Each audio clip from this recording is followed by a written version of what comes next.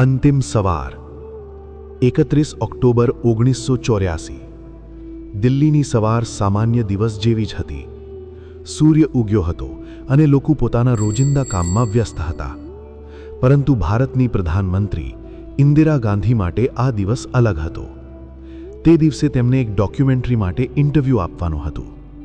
આ interview British અભિનેતા Peter યુસ્ટિનોવ લેવાના હતા.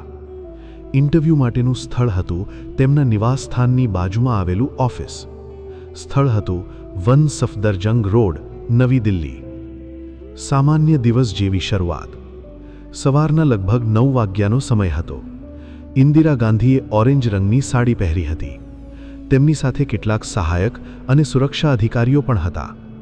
તેમણે પોતાના ઘરમાંથી બહાર આવી બગીચાના રસ્તા તરફ પગલાં ભર્યા.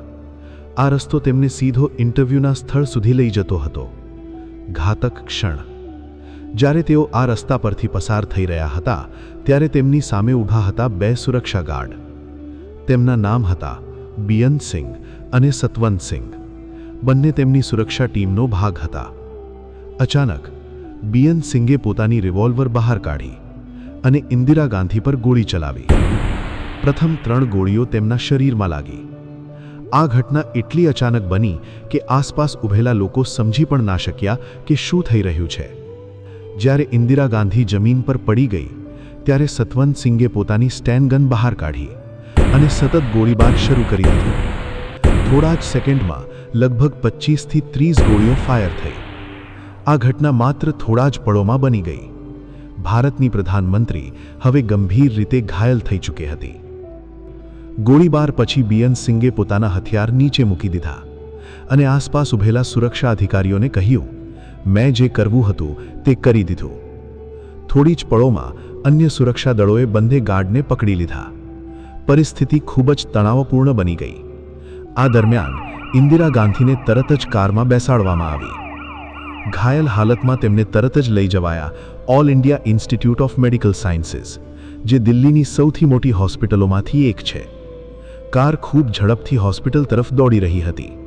સાથે બેઠેલા અધિકારીઓને આશા હતી કે કદાચ હજુ પણ તેમને બચાવી શકાય. હોસ્પિટલમાં સંઘર્ષ. હોસ્પિટલ પહોંચતા જ ડોક્ટરોની ટીમ તૈયાર હતી. તેમને તરત જ ઓપરેશન થિયેટરમાં લઈ જવામાં આવ્યા.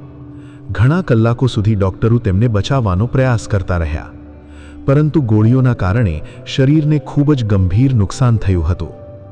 અંતે બપોરના સમય સુધીમાં ડોક્ટરોને એક દુઃખદ નિર્ણય જાહેર કરવો પડ્યો. ભારતની પ્રધાનમંત્રી ઇન્દિરા ગાંધી હવે જીવતી નહોતી. હુમલા પછી સુરક્ષા દળોએ તરત જ બંને ગાર્ડને કાબૂમાં લીધા. ઘટના સ્થળ પર જ બિયંત સિંઘને ગોળી મારી દેવામાં આવ્યા. જ્યારે સતવંત સિંઘ ઘાયલ હાલતમાં પકડાયા. પછી તેમને કોર્ટમાં રજૂ કરવામાં આવ્યા અને કેસ ચાલ્યો. કોર્ટના નિર્ણય પછી તેમને ફાંસીની સજા આપવામાં આવી.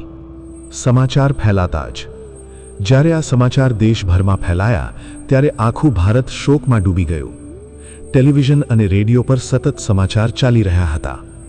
લોકો વિશ્વાસ પણ નહોતા કરી શકતા કે દેશની પ્રધાનમંત્રીની હત્યા થઈ ગઈ છે. આ ઘટનાના થોડા જ કલાકોમાં દેશભરમાં જે બન્યું તે પણ એટલું જ ભયાનક હતું.